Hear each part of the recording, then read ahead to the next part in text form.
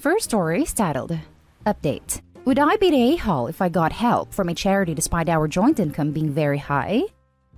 Original story. My husband, 38 male, and I, 24 female, have a combined income of $60,000 per year, or thereabouts. He is the big earner at $50,000, and I scrape by on a much lower income part-time job. He has always been very protective of his earnings, as he has worked very hard for the job he has. Since moving in together, we agreed to mostly keep our own expenses separate. If I buy things for the household, like shopping or cleaning, bills, etc., we split them in half. If I go to the store, I give him the receipt and he adds up how much of the items are shared and transfers me half. Anything we get for ourselves is paid for out of our own accounts, any personal expenses, etc. He does, however, pay a much higher proportion of the rent. This has worked fine for us. I do the majority of the housework to make up for not contributing as much, and because I have more free time around my job. The issue we have right now is that I'm pregnant. And because of our agreement, I am expected to pay for anything medical, any bits I need for the duration of the pregnancy, or anything I will need post-birth for myself, out of my own money. He will pay for half of anything directly relating to the baby, but everything else is my responsibility. I am in a position now where I simply can't cover everything, and any conversation I have tried to have has ended up with the same outcome. I knew what the agreement was before we started trying. I generally thought that would be able to cover a lot more, or that some of the things are more to do with the baby than me, so he would help. But he has very clear definitions of what is for me and what is for the baby. Thanks to insurance, a lot of medical bills are covered, but having to buy a whole new bigger wardrobe and things I didn't originally think of that I need or will need, breast pads, maternity pads for after the birth, etc., are adding up. There is a charity nearby which would help to supply some of these things, but I feel absolutely awful turning to them when I know it would make such a small dent in my husband's wage, and he would be perfectly capable of covering it if he was inclined to. I just feel a bit desperate, but I am completely torn up as to the ethics of it. So would I be the a-hole for asking for some help from this charity? Edit. Please don't message me telling me to get a termination. Now for the top comments before reading the update. Not the a-hole. The a-hole is your husband. This is financial abuse. Ding ding ding. Definitely financial abuse. Absolutely. And you should be asking yourself if it's okay for you to get help from a charity. You should be asking why you have to. I'm so sorry, but your husband is a real problem. You are being financially mistreated, and I'm not even going to touch the age gap. She should look up what the average surrogacy costs and charge him half of that for rent of her womb and permanent damage to her body. Or, leave the a-hole? I wonder how much you like paying court-ordered child support. Hold up. Your husband doesn't think you should help pay for the pregnancy? It's not like you just suddenly became pregnant on your own. He contributed just as much into making that child. He is just as responsible, and you need to hold him to that. You have to carry that baby in your body, and your body will handle the consequences, not his. But he still gets his child out of this. Not the a-hole, but your husband should be helping you.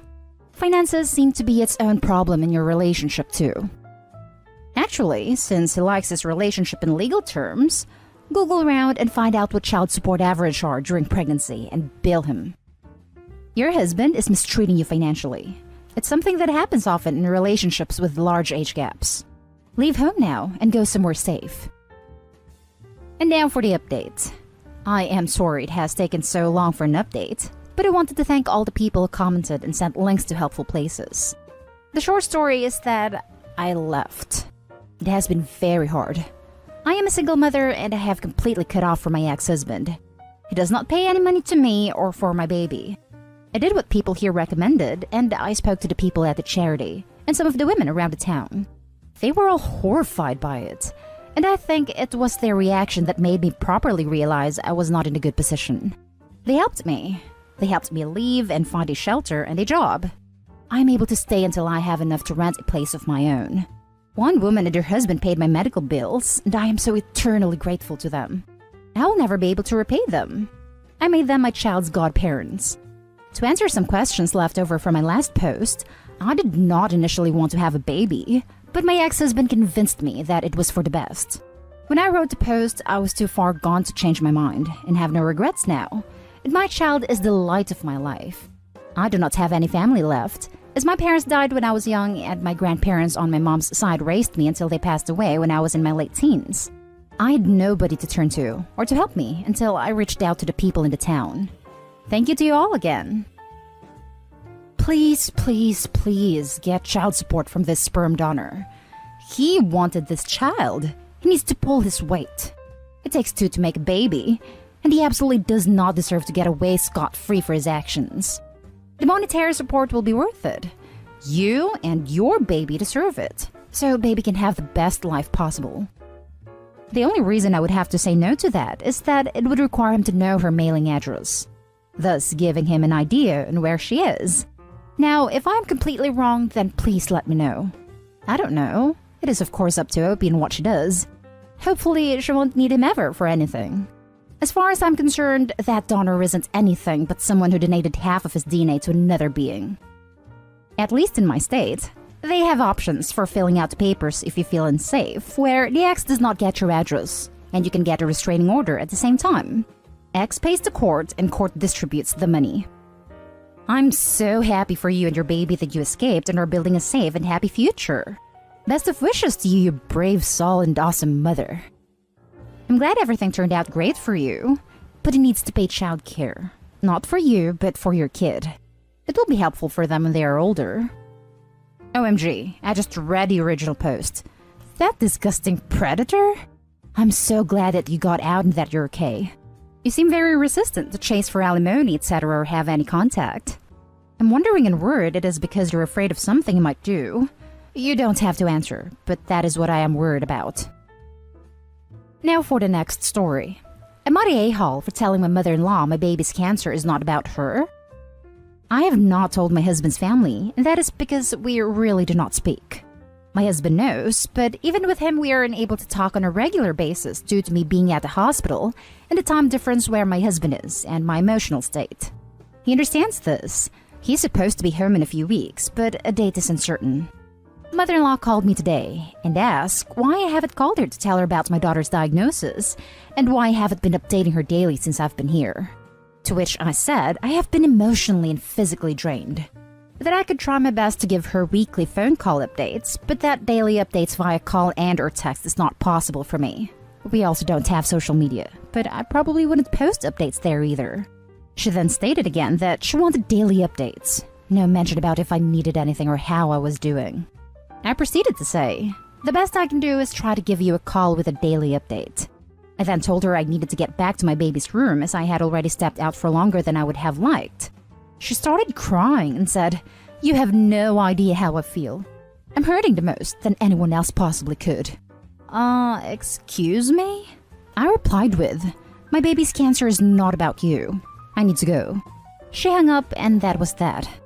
Am I the a-hole for telling her my baby's cancer is not about her?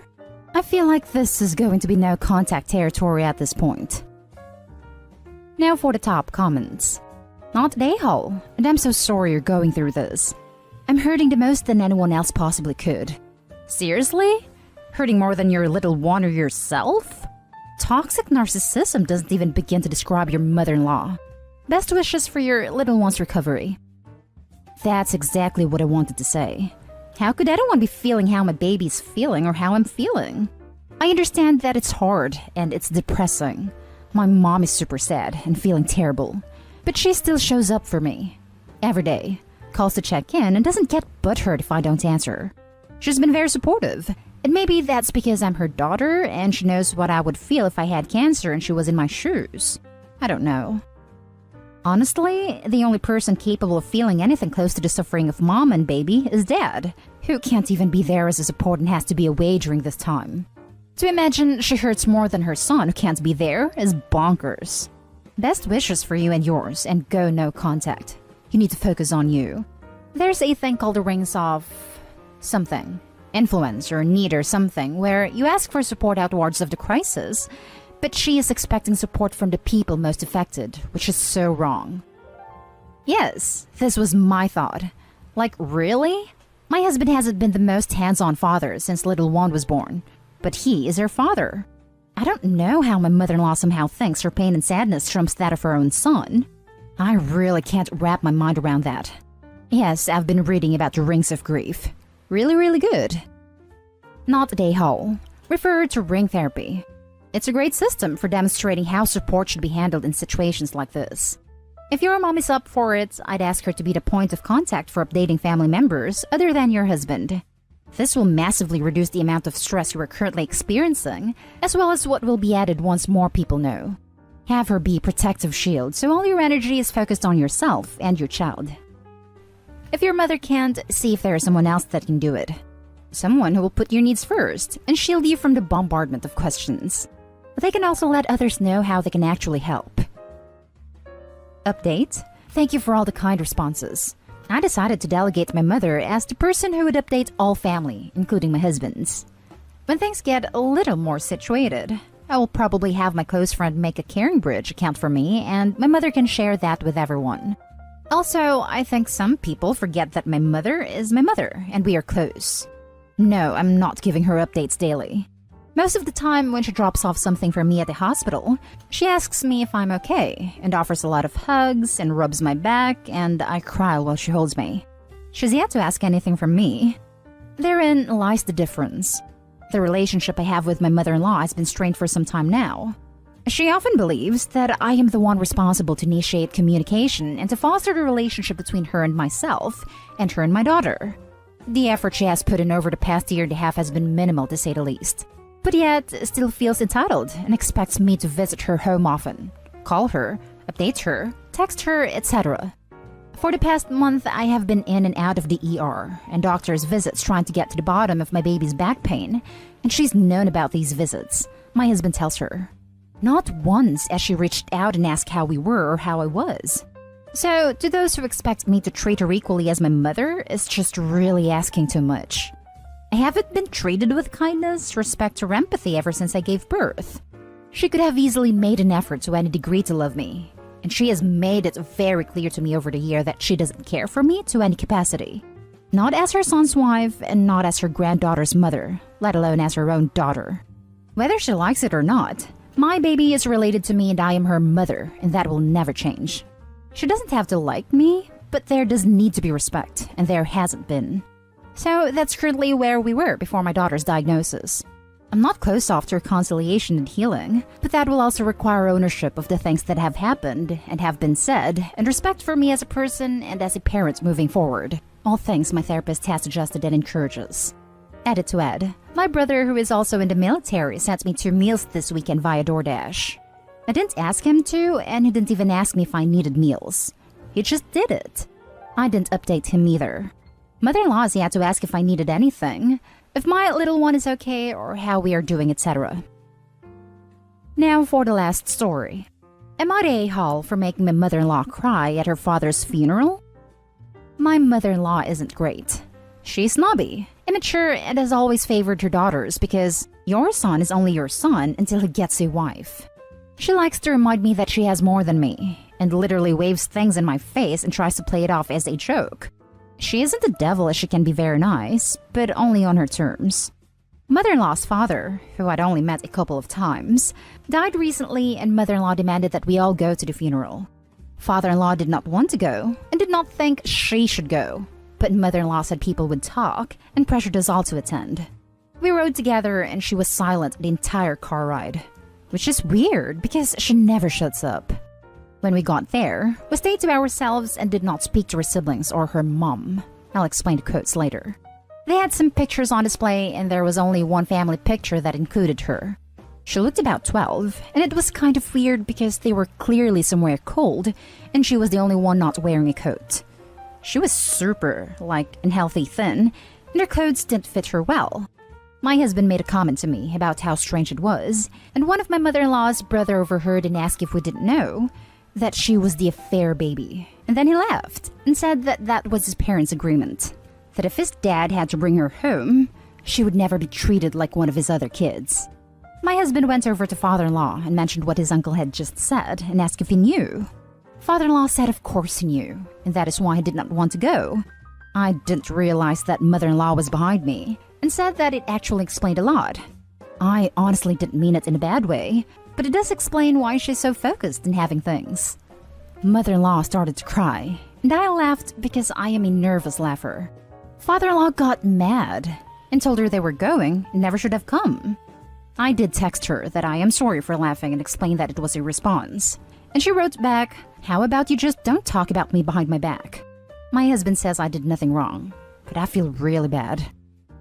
You're the a-hole. You listened to and actively spread gossip at the funeral of her father. Mother-in-law's brother is a super a-hole here for spreading that. He did a truly awful thing at what might be the most vulnerable a person is in their entire lives, the death of a parent, and made it a time for not only grief, but also shame for her.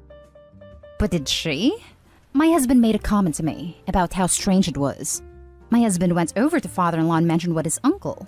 It sounds like it was her husband, her son, that was discussing this, not Opie. The Opie commented, "I didn't realize that mother-in-law was behind me," and said that it actually explained a lot. But it could actually be interpreted as trying to understand a difficult person, or at a lower level, be quite insulting and rude. It sounds to me that it was her son that was gossiping, not the Opie. She was silent the entire car ride, which is weird because she never shuts up. Nice. Was the snarky comment necessary here? Her dad just died, so that you're thinking like this on that occasion says something. I did text her that I am sorry for laughing and explained that it was a response. You texted her? Like not worth a call or anything. You're the a-hole. I'm sorry she isn't always nice to you. But the way you talk about her, I can imagine your tone with that comment at the funeral. Maybe she deserves some resentment from you, or maybe you're both equally snarky people. But for this here, you're the a-hole. You're the a-hole. Sure, she could be a better mother-in-law. But even an awful mother-in-law shouldn't be laughed at when her family finds out she was mistreated as a child while she's waiting to bury her father. Her brother laughed when he told them about the abusive atmosphere he benefited from and probably participated in. The family had zero shame displaying a picture where the abuse was obvious. Just awful. Yes, that explains a lot. But that comment could have been saved for between Opie and husband later instead of literally right then. And that's the end of this video, folks. As always, leave a comment and hit like and subscribe. And if you want more of this content, turn your notification on to get updated on the latest videos. And I'll catch you in the next one. Stay safe.